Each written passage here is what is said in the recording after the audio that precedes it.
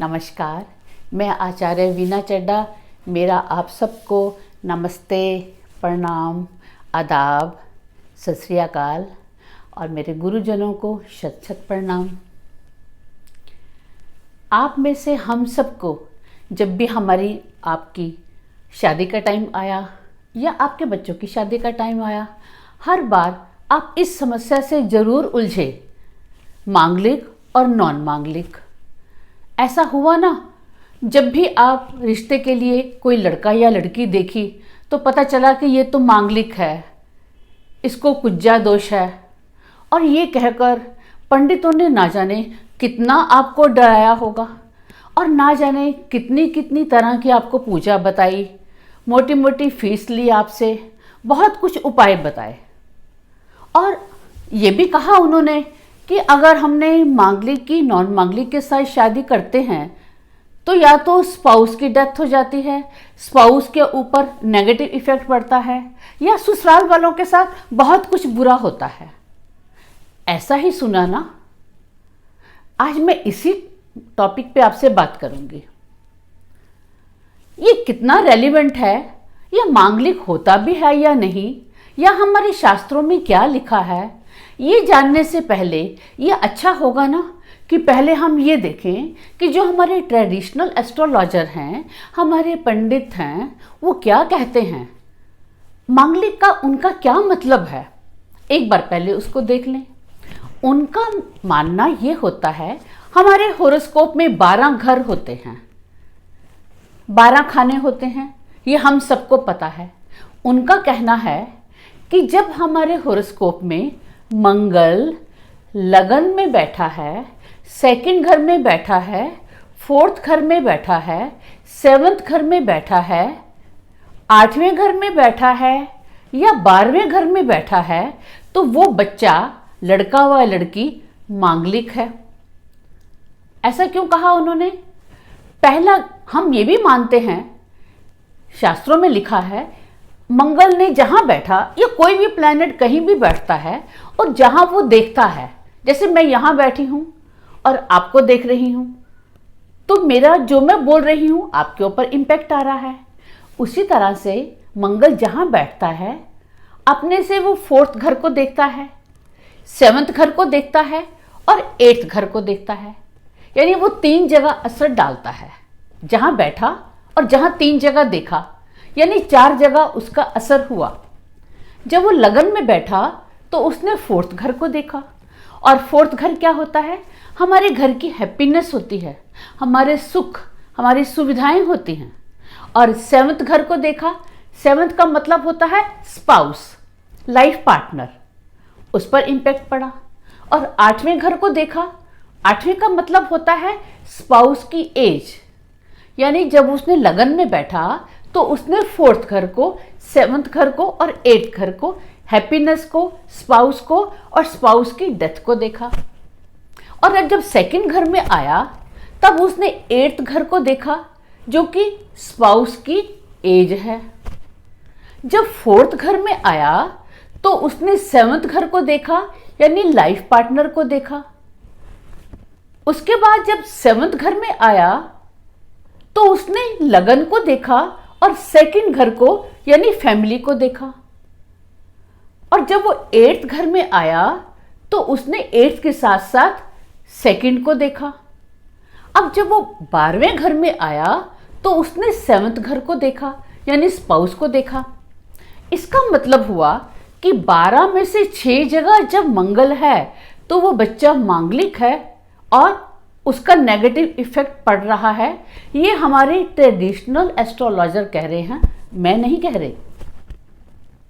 यानी 50% बच्चे तो ऐसे हो गए जिनकी शादी में मंगल के कारण दोष हो गया। और इस दोष के कारण बहुत बार ऐसा होता है कि बहुत से मनपसंद, जिसको हम पार्टनर बनाना चाहते हैं, उसको हम पार्टनर नहीं बना पाते। यानी 50% जनता तो शादी के लायक से निकल गई। अब हम देखते हैं, अगर 5वें घर में बैठा होगा, क्योंकि अभी हमने 5वें की बात नहीं की, जब 5वें घर में बैठा होगा तो वो 8वीं दृष्टि से 12वें घर को, 12वां घर क्या होता है? मैरिटल लाइफ की सेक्सुअल लाइफ यानी बेड सुख, जो शादी के बाद हमारा मैरिटल ब्लिस प्लेयर होता है वो होता है। यानी 5वें घर में बैठ के उसने 12वें को देखा था। अब जब छठे घर में मंगल को बिठा दिया जाए तो वो क्या करेगा? तो वो 7वें दृष्टि से 12वें घर को यानी सेक्सुअल लाइफ को और 8वें दृष्टि से लगन को देखेगा। यानी 5वां भी कट गया और छठा भी कट गया। 7वां पहले से कटा हुआ है, 8वां भी पहले से कटा हुआ है। अब हम 9th में देखते हैं। अगर वो 9th घर में बैठा होगा तो वो क्या करेगा? 9th घर में बैठा होगा तो वो तीसरे और चौथे को देखेगा। चौथे का मतलब हुआ फैमिली की हैप्पीनेस, घर की हैप्पीनेस, घर के अंदर की सुख सुविधा। तो इसका मतलब हमें 9th को भी काट देना चाहिए। अब जब 10th में बैठा होगा तो वो क्या करेगा? चौथी दृष्टि से लगन को देखेगा, यानी शरीर को नुकसान किया, और 7वीं दृष्टि से 4th घर को देखेगा। इसका मतलब हुआ फिर उसने फैमिली की हैप्पीनेस को, सुख सुविधा को खराब कर दिया। तो हम 10th का मंगल भी काट देते हैं। अब अगर 11वें में मंगल बैठा होगा तो क्या करेगा? जब 11वें में बैठा होगा तो 11वें से वो 11, 12, 1, 2 को यानी फैमिली को देखेगा।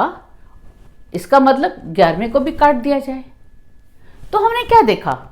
हमने देखा 3rd में अगर मंगल बैठा है उसको अगर हम निकाल दें तो लगन में बैठा, 2nd में बैठा, 4th में बैठा, 5th में बैठा, 6th में बैठा, 7th में, 8th में, 9th में, 10th में, 11th में और 12th में, यानी 12 में से 11 घर में जब मंगल बैठा होगा तो वो अपने मांगलिक वाले कुजा दोष के सारे परिणाम देगा। अगर हम ये मानते हैं कि मंगल जहाँ बैठता है और जो देखता है और family life after marriage life के घरों से लिंक होता है तो वो फैमिली लाइफ को खराब करता है, जो कि ट्रेडिशनल एस्ट्रोलॉजर कह रहे हैं।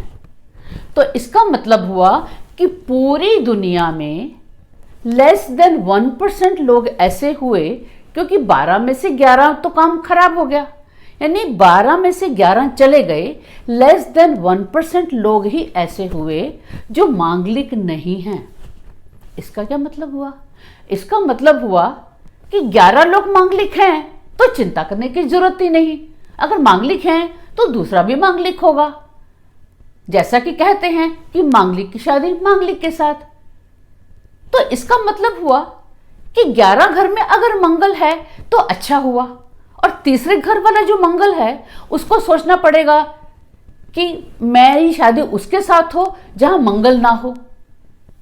आपको लग रहा है ना ये कितनी गड़बड़ सी बात है। लेकिन पहले बताएं, क्या मंगल इतना खराब है जो हम डर रहे हैं कि अगर हमारी शादी के घर से जहां बैठेगा या 4th, 7th, 8th एस्पेक्ट से, दृष्टि से उस घर को देखेगा जो शादी के घर से लिंक होते हैं। शादी के घर से लिंक कौन से होते हैं? मैं रिपीट कर रही हूं, 4th घर जहां की सुख सुविधाएं, हैप्पीनेस, 7th घर स्पाउस, 8th घर स्पाउस की एज, 12वां घर मैरिटल सुख यानी सेक्सुअल लाइफ, और 2nd घर पर्सन कंसर्न की फैमिली। तो क्या मंगल का लिंक होगा तो मंगल खराब करेगा? क्या मंगल सचमुच इतना खराब है? तो देखिए मंगल है क्या। मंगल क्या होता है? मंगल हैप्पीनेस, मंगल सुख होता है, मंगल समृद्धि होता है। हम कहते हैं ना, आपका जीवन मंगलमय हो, आपके घर में मंगल ही मंगल हो। हम कोई अच्छा काम करने लगते हैं तो कहते हैं मांगलिक कार्य कर रहे हैं। इसका मतलब मंगल शुभ है।